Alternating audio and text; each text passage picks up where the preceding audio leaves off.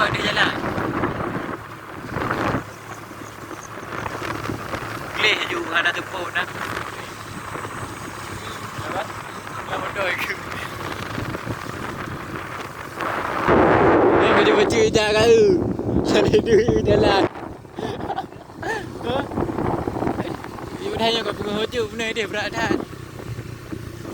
Dia jalan dia baca je. Jadi kau berdoanya dah. Kau jangan ada apa dia jalan dia. Kan ada lagi apa? Apa? Ada. Dia.